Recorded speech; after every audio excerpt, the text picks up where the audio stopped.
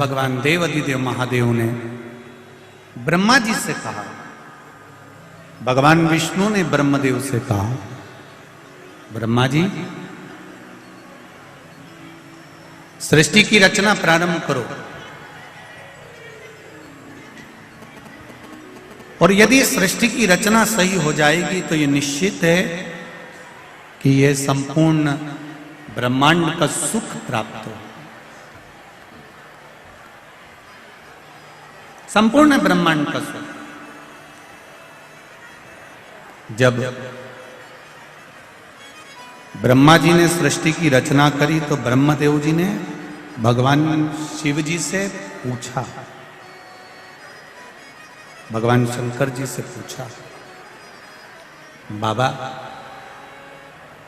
आप ये बताइए कि सृष्टि की रचना करने के लिए मुझे करना क्या?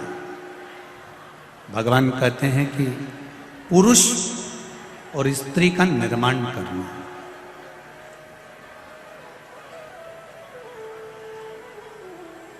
एक बात अपने जीवन में उतार कर रखी है, परिवार कुटुंब रिश्ते नातों से हमको मुंह मोड़कर नहीं जाना,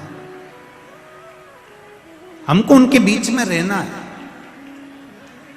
हमको उनके साथ रहना है, और साथ में रहकर जो तकलीफें जीवन में आती है उसको सहकर आगे बढ़ते चले जाएं।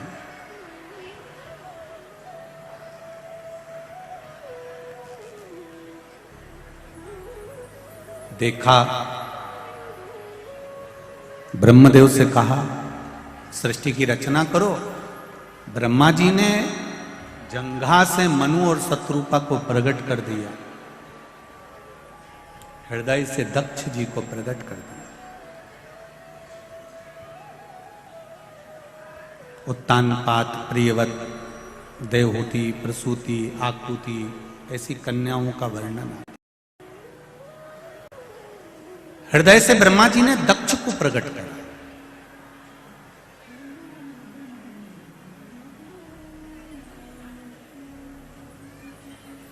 अब हृदय से जब दक्ष को प्रकट किया गया है, जब हृदय से दक्ष को प्रकट करा गया है तो दक्ष प्रजापति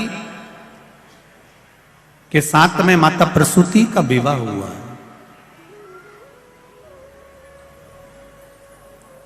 माता प्रसूति के गर्भ से जितने बच्चों ने जन्म लिया वो सारे की सारे संस्कारवान।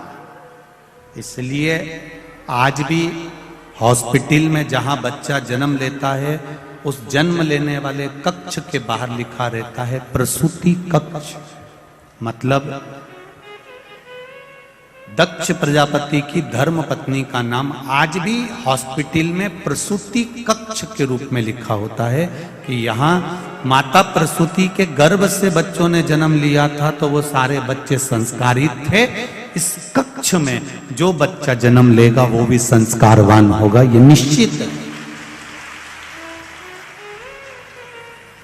ये निश्चित था। उसका नाम प्रसूति कक्ष रखा।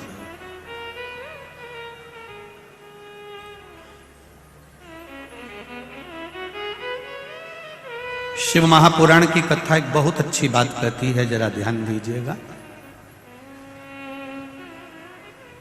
धन चले जाएगा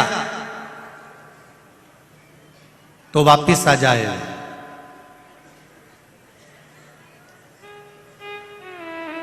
पर धर्म मत जाने देना।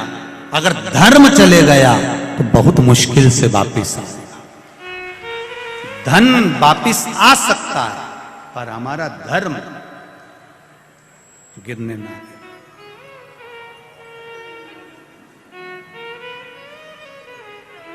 बहुत अच्छा लगा जब कोरोना महामारी का क्रम चल रहा था। आप लोग तो सब इंदौर के निवासी हो, आप लोगों को तो मालूम होगा।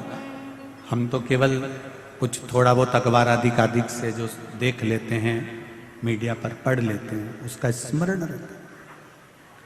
कोरोना महामारी में कितना कितना त्राही त्राही मची, हर तरफ कहीं ना कहीं हाहाकार मचा हुआ था।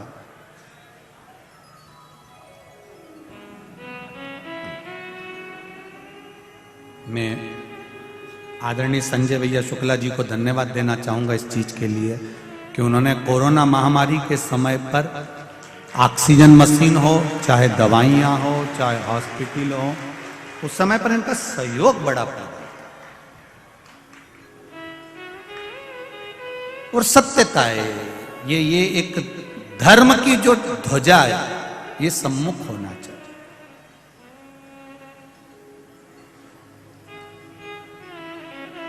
धर्म की ध्वजा अग्रण्य होना चाहिए, और उसका जो सुख है वो सुख कहीं नहीं मिल सकता। कल रात्रि को यहां पर बहुत सारे लोग सोए हुए थे, इंदौर वाले लोग, आप लोग तो दर्शन करने आते होंगे। रात्रि के समय पर यहाँ पर जो लोग सोते करते हैं, बाहर से आए हुए जो अतिथि लोग हैं, वो भजन करते हैं, कीर्तन करते हैं रात भर। संजय भैया शुक्ला परिवार ने तो, उनके मित्र मंडली ने तो व्यवस्था करी है रुकने की भी, और भोजन आदि की सब व्यवस्थाएं बाहर से आए हुए लोगों की करी है।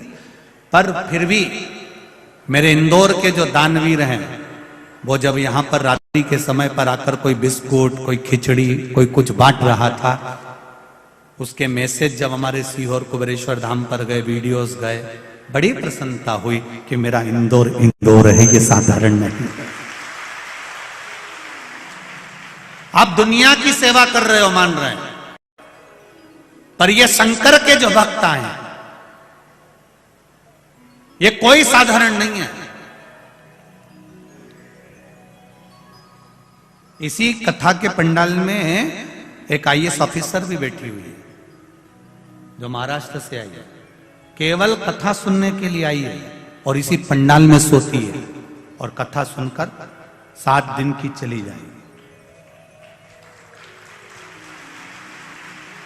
कई ऐसे हैं बेटा बेटियां जो बहुत, ऐसा नहीं है कि कई लड़के बेटियां बेटे अगर सोचे कि हम जीन्स पहने, हम टी शर्ट पहने, हम आज के फैशन के हैं, हम आज के फैशन के हैं, हमें कोई मतलब नहीं भगवान की भक्ति से, हमें कोई मतलब नहीं भगवान के भजन से। मैं उनसे कहना चाहूंगा, जिंदगी में आप पहनावा कैसा भी पहनो, कैसा भी भोजन करो, पर निवेदन है अपने सनातन धर्म को लेकर आगे बढ़ो, तो जिंदगी सार्थक हो।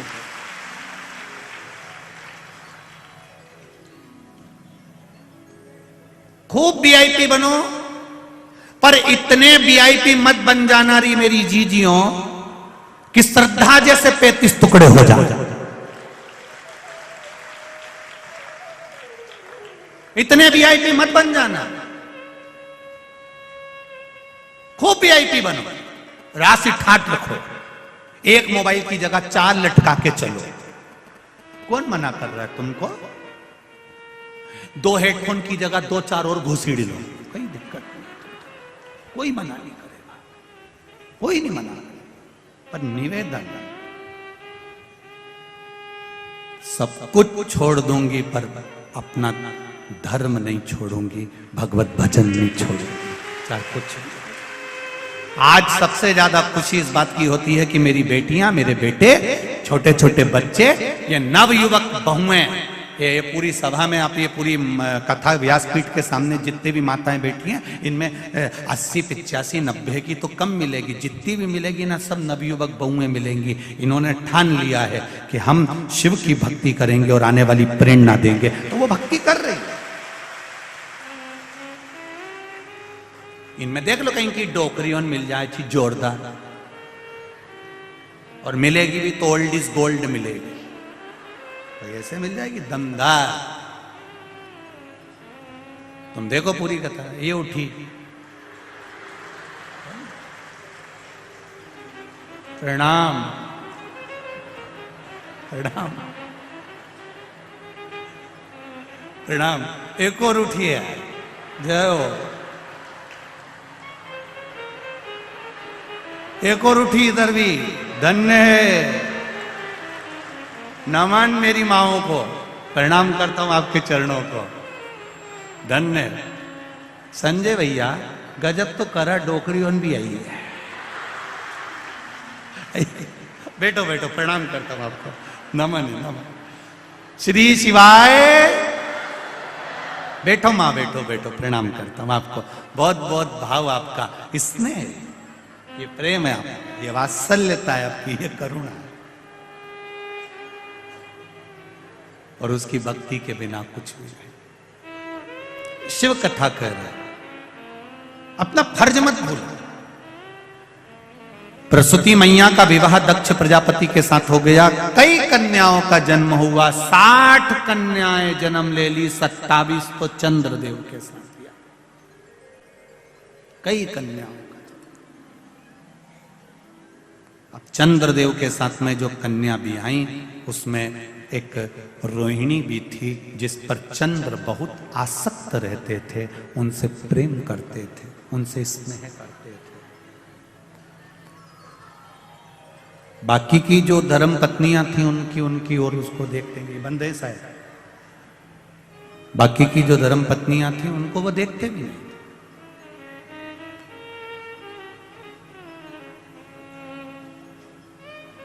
उनको देखना बंद कर दिया, केवल रोहिणी की ओर उनकी आसक्ति ज्यादा थी। सारी की सारी कन्याएं रोती बिलखती अपने पिता के पास में गई। पिताजी, मन में संशय है,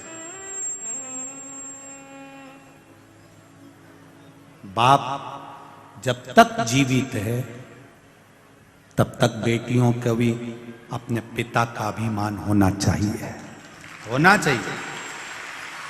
मेरा पिता है, अभी मेरा बाबुल है, मेरा बाप है, मेरा पिता है। बस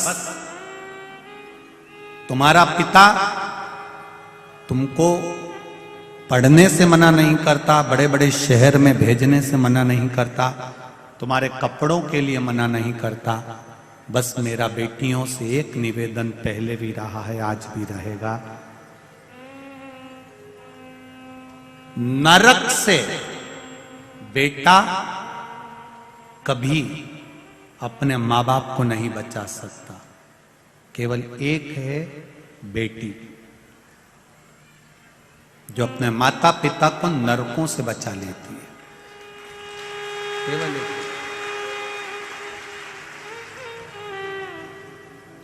बेटी अपने माँ बाप को नरक से कैसे बचाती है?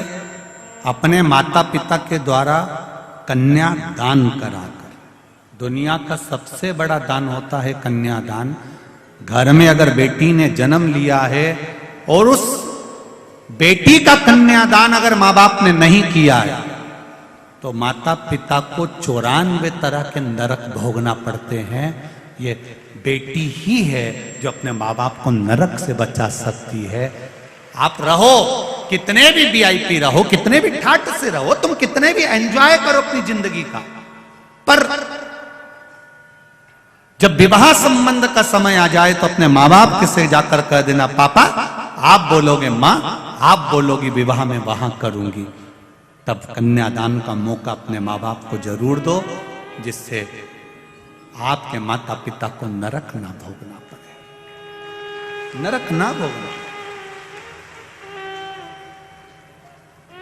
बेटी को अगर जीवन में दुख होता है ना, बेटा मां को प्रिय होता है, बेटी बाप को प्रिय होती है।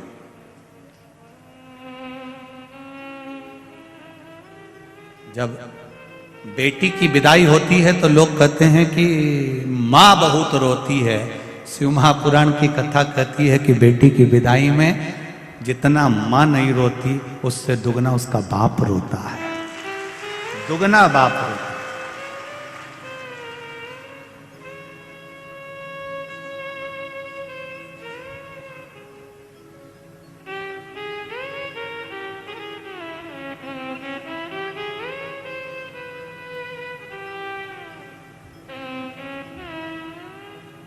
पिता पुत्र को पूरी वसीयत दे देता है, पूरी जायदाद दे देता है।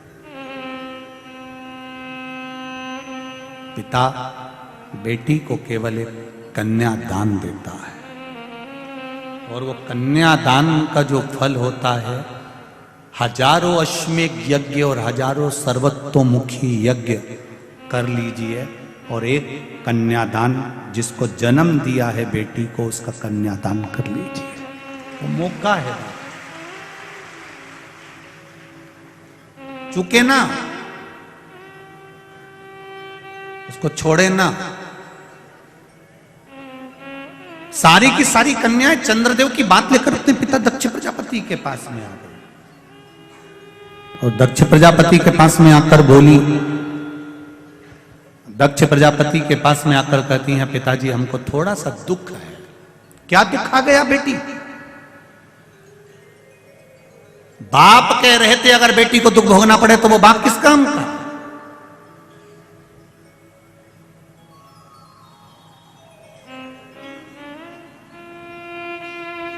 क्या दुख है बोल? आपके जो दामाद हैं जमाई, वो केवल रोहिणी से स्नेह करते हैं, बाकी के किसी धर्म पत्नी पर उनका ध्यान नहीं है। महाराज, पिता का फर्ज है कमा कर लाना, पिता का फर्ज है बच्चों को अच्छी एजुकेशन देना, पिता का फर्ज है बच्चों को अच्छे कपड़े पहनाना, पिता का फर्ज है बच्चों को अच्छा खाना खिलाना, पिता का फर्ज है बच्चे का पेट भरना, पत्नी का पेट भरना, परिवार का पेट भरना। यह पिता का फर्ज है। पिता कमा कर लाएगा, देगा, पेट भरने की जवाबदारी पिता की है, अच्छी एजुकेशन की जवाबदारी पिता की है, अच्छा घर बनाने की जवाबदारी पिता की है, अच्छी दुकान चलाने की जवाबदारी पिता की है, अच्छी परवरिश की जवाबदारी पिता की है। पर पिता से ज्यादा जवाबदारी माता की आती है, बच्चों को संस्कार देने की जवाबदारी माता की। पिता से ज्यादा जरूरत है माताओं की, जो अपने बच्चों को श्रेष्ठ संस्कार दें। अपने बच्चों को अच्छा अच्छा ज्ञान दीजिए। रोज अपने बच्चे को शंकर जी के मंदिर में लोटा भर के भेजो जल लेकर। जिस मां का बेटा बेटी शंकर के मंदिर में जल चढ़ा रहे हैं, शंकर के मंदिर की देहली चढ़ रहे हैं, उस घर के बुजुर्ग कभी वृद्धाश्रम की देहली नहीं चढ़ेंगे।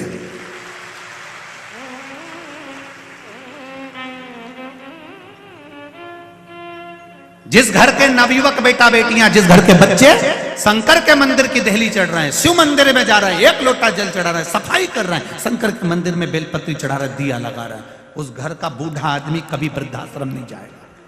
क्योंकि वो शंकर के मंदिर में रहकर जब सेवा करना सीख जाएंगे, शिव मंदिर में जाना सीख जाएंगे, अपने धर्म की ओर अग्रण्य हो जाएंगे, तो ये मेरा विश्वास कहता है कि वो कभी वृद्धाश्रम में अपने मां बाप को नहीं भेजेगा, कभी नहीं भेजेगा। पढ़कर बढ़कर भी नहीं भेज सकता। लगाओ अंदाजा। तुम्हारे इंदौर में वृद्धाश्रम है? जाकर घूम के आना। भोपाल में भी है, सीहोर में भी है, सारे शहरों में वृद्धाश्रम है। एक बार घूम कर आना। किसी सब्जी बेचने वाले के माँ बाप उस वृद्धाश्रम में नहीं मिलेंगे, किसी ठेला चलाने वाले के माँ बाप वृद्धाश्रम में नहीं मिलेंगे, किसी जूता बनाने वाले के माँ बाप वृद्धाश्रम में नहीं मिलेंगे। वृद्धाश्रम में अगर बूढ़े मिलेंगे तो किसी अच्छे अच्छे पढ़े लिखी औलादों के माँ बाप वृद्धाश्रम में मिलेंगे। गवारों के नहीं, जो पढ़े नहीं है, लिखे नहीं है, कुछ नहीं है उनके पास में, ठेला चलाते हैं, तो भी कह देते हैं भूखा मर जाऊंगा पर अपने माँ बाप की सेवा करूंगा। कुछ नहीं है तो भी माँ बाप की सेवा में लगे हुए हैं। और आज के पढ़े लिखे जो कभी मंदिर नहीं गए, कभी देवालय नहीं गए, पूरी जिंदगी हम अप टू डेट बन के रहेंगे, अपने माँ बाप को वृद्धाश्रम में छोड़ दिए, तो तुम्हारी औलाद तुम्हें छोड़ेगी रे भेरू, छोड़ेगी।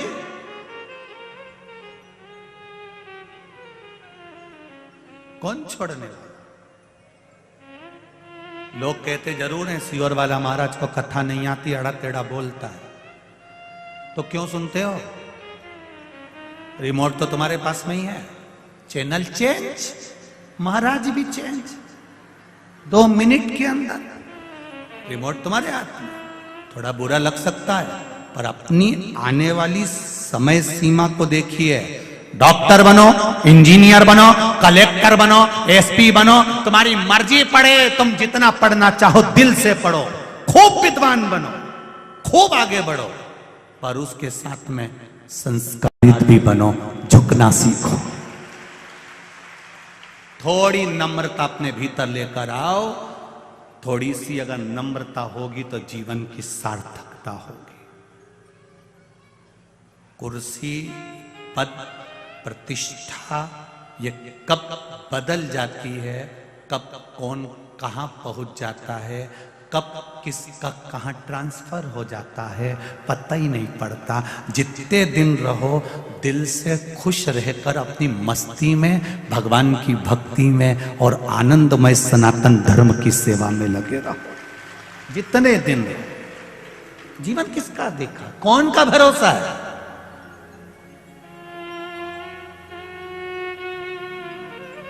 पापड़ बने कि बने रह जाते हैं रीजीजियों, बड़ी की भरी बरनी रखी रह जाती है। आम का अचार डाला था, पूरा भरा की भरा रह गया और काकी नहीं पड़ जाती है, सब धरा रह गया। कौन खाएगा, कौन पिएगा, पापड़ कौन सेकेगा, सब गया गए। जीवन चला। अभी तुमने देखा ये कोरोना महामारी में कितना पैसा था लोगों के पास में, एक पलंग नहीं मिल पा रहा था हॉस्पिटल में, एक पलंग, एक वेंटिलेटर नहीं मिल पा रहा था। करोड़ों का धन होकर भी अगर कुछ नहीं है तो क्या धन की कीमत है। और ये देखा भगवत भजन, जिसने भगवान की अविरल भक्ति धारण करी, जब कोई नहीं आता तब मेरा डमरू वाला आता है और डमरू बजाकर चला जाता है। क्या है वो? दक्ष प्रजापति ने अपनी बेटियों को समझाया, तुम चिंता मत करो, तुम क्यों रोती हो, क्यों रोना? मैं दामाद को बुलाऊंगा, मैं चंद्रदेव को बुलाऊंगा। 12 ज्योतिर्लिंग में प्रथम ज्योतिर्लिंग है सोमनाथ। सोमनाथ का मंदिर बाद में, पहले चंद्र कुंड पहले।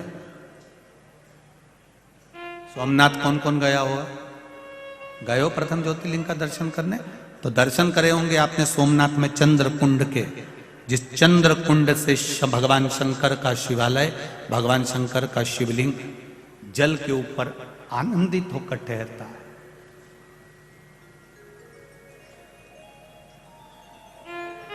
भगवान द्वारिकाधीश को क्या पड़ी थी मेरे द्वारकानाथ को, मेरे भगवान कृष्ण को क्या पड़ी थी? जरा विचार करिए कि द्वारिका छोड़कर सोमनाथ की पावन धरा पर भालू का क्षेत्र में आकर फिर पीपल के पेड़ के नीचे लेटे और उनके चरणों में वहां पर बाण लगा। जरा विचार करो, जन्म कहाँ हुआ? कारागार में। मथुरा से गए वृंदावन, वृंदावन गोकुल करते बरसाना गोवर्धन, ब्रजभूमि को त्याग कर मथुरा, मथुरा से फिर द्वारका, द्वारका के बाद भी प्राण त्यागने के लिए आए तो सोमनाथ की पावन धरा पर आए।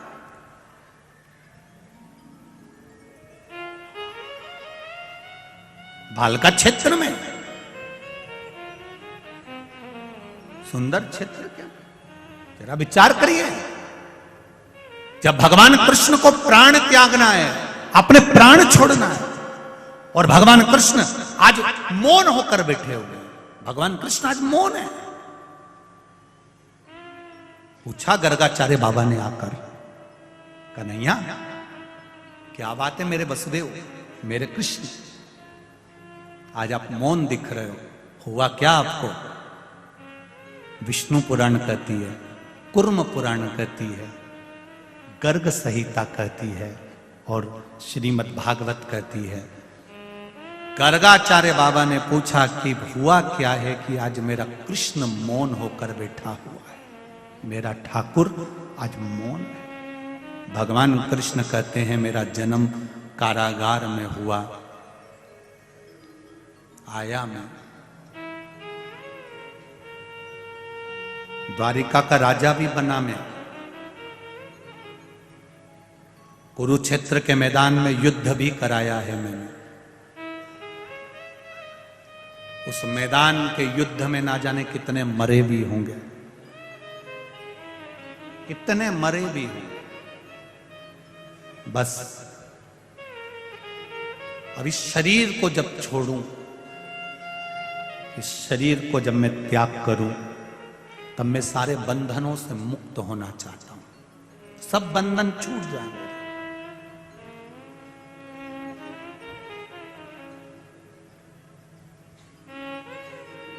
गर्गाचार्य बाबा ने पूछा कि बंधन कहां छूटते हैं, आपको मालूम है? भगवान कृष्ण से पूछा जा रहा है कि बंधन कहां छूटते हैं, आपको मालूम है? भगवान कृष्ण कहते हैं हां, मुझे मेरे पिता नंद बाबा ने यह बताया था कि शिव के द्वार पर जब हम एक कदम चलकर जाते हैं तो जिंदगी के ना जाने कितने पाप और कितने बंधन कट जाते हैं। ना जाने कितने पाप और कितने बंधन केवल शंकर के द्वार जाने से कट जाते हैं। अभी आपको कथा के शुरू में कहा था कि कबड्डी खेलने वाला पानी छूकर आता है। दुनिया के लोग कहें बहुत भीड़ पड़ रही है, ग्राउंड में जगह नहीं है, तो भी निवेदन है आधे घंटे की सुनने आना। रोड पर खड़े होके तो सुनोगे, द्वार तक तो पहुंचोगे, दरवाजे तक तो पहुंचोगे, उसकी चौखट तक तो पहुंचोगे। बस उसका सानिध्य एक पल का, एक घड़ी का, एक क्षण का मिल जाए, फिर वो जाने मेरे बंधनों से टूट जाता है, सारे पाप समाप्त हो जाते हैं। कहां? शिव के द्वार पर पहुंचने से, शंकर की कथा तक पहुंचने से, शिवालय तक पहुंचने से, भगवान की देवालय तक पहुंचने से बंधन मुक्त हो गया।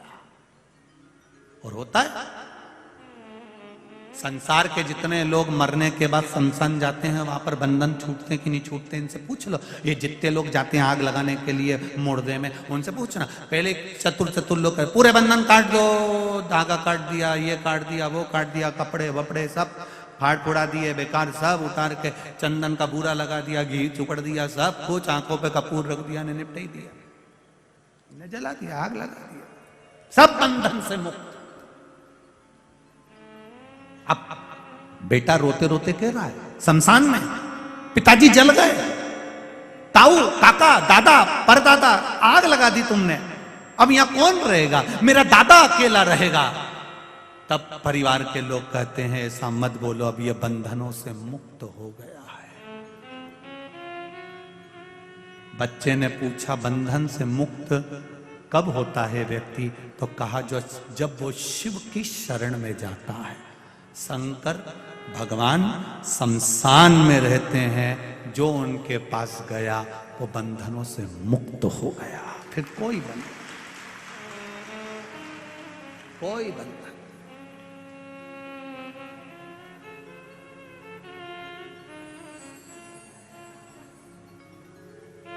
पहले शमशान बहुत दूर होता था, बहुत दूर शमशान, गांव से बाहर।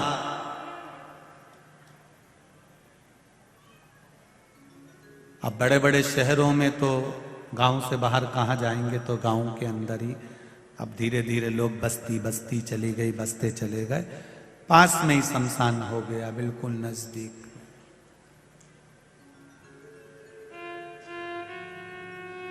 बिल्कुल नजदीक।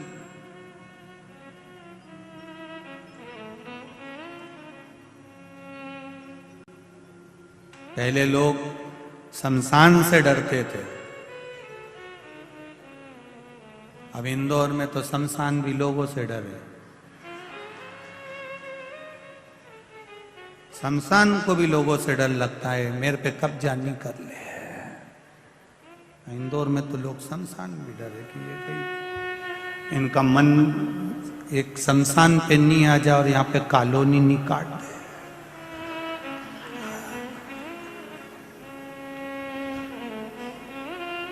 फिर कह दिया तो फिर कहीं का कहनी साहब ये तो शमशान था और केस लड़ने में जिंदगी निकल जाए।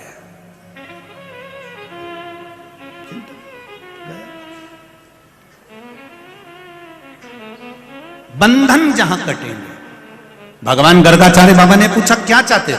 मेरे बंधन जहां कटेंगे मुझे वहां जाना है, अपने प्राणों को त्यागने के लिए, अपने शरीर छोड़ने के लिए।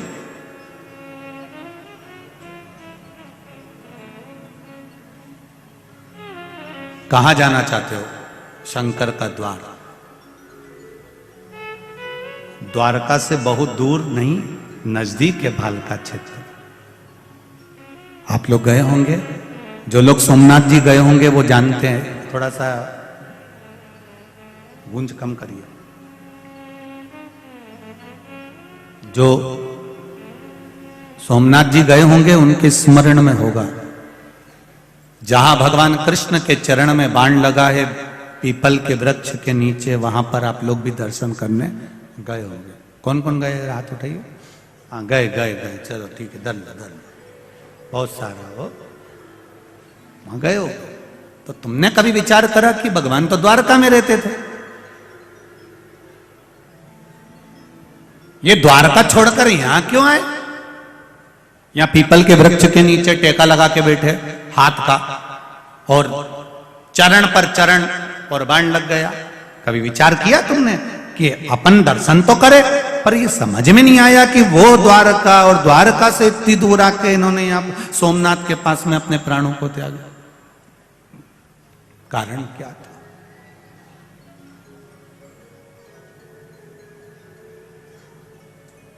शंभो शरणे पड़े मांगो घड़ी रे घड़ी, दुख काटो दया करी ने दर्शन। आखिर जरूरत क्या पड़ गई? क्यों द्वारका छोड़कर भगवान यहां आ गए? उसका एक कारण था, जरा नाम के व्याघ्र ने जब बाण छोड़ा, भगवान के चरण में जब बाण लगा, तब जरा ने भी पूछ लिया, आप तो द्वारका के निवासी थे, फिर यहां क्यों आए? यहां सोमनाथ की पावन धरा पर किस लिए?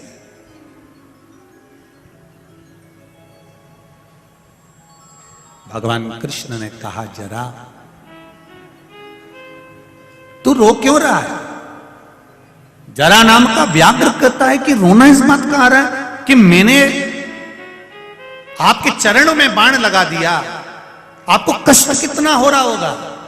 भगवान कहते हैं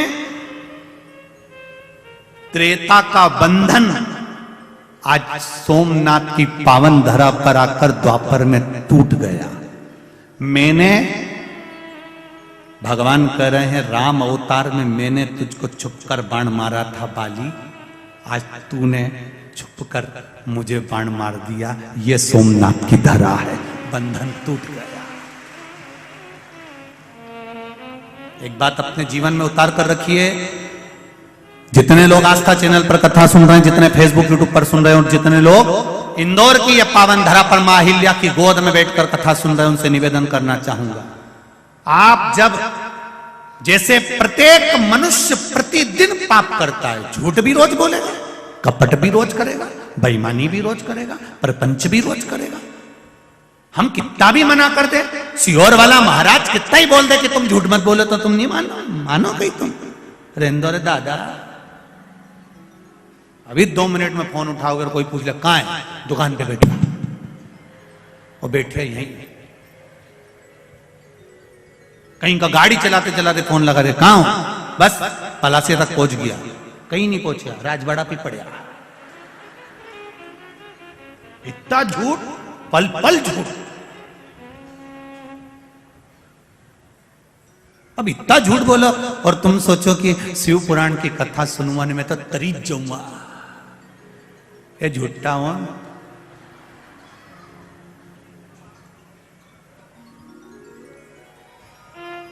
कई लोग कहते हैं साहब तुम ऐसा करोगे तो बैकुंठ चले जाओगे, तुम ऐसा करोगे तो नरक चले जाओगे। हौरे दादा, आज का जमाना का लोग तुरंत कह देते हैं क्यों बैकुंठ की नंगे, घूम के आ जाऊंगे एक बार, और नरक किधर है वो भी घूमिया। शिव महापुराण में ये नहीं लिखा कि तुम शंकर भगवान को जल चढ़ाओगे तो तुम बैकुंठ चले जाओगे। सुनना जरा अच्छे से, और कहीं का महाराज किए तो उसके चरण भी पकड़ लेना, कहीं नहीं। शिव महापुराण में यह नहीं लिखा कि शिव जी को जल चढ़ाओगे तो बैकुंठ चले जाओगे, शंकर भगवान पर बेलपत्र चढ़ाओगे तो बैकुंठ चले जाओगे, शंकर भगवान का अभिषेक करोगे तो बैकुंठ चले जाओगे। शिव महापुराण में लिखा है शिवजी को जल चढ़ाओगे या बेलपत्र चढ़ाओगे या अभिषेक करोगे तो पूर्व में हमने कोई पाप करा हो या हमारे जीवन में कोई दुख चल रहा हो तो वो मिट जाता है। वैकुंठ जाने का नहीं कहा। और दूसरी बात सुन लीजिए, शिव महापुराण एक बात और कहती है, जब तुम प्रतिदिन भगवान शंकर पर जल चढ़ाते हो या भगवान का भजन करते हो या भगवान की कथा तक या शिवालय तक मंदिर तक जाते हो तो शिव महापुराण की कथा कहती है तुम्हें वैकुंठ जाने की कोई जरूरत नहीं है, वैकुंठ वाला तुम्हारे पास आएगा।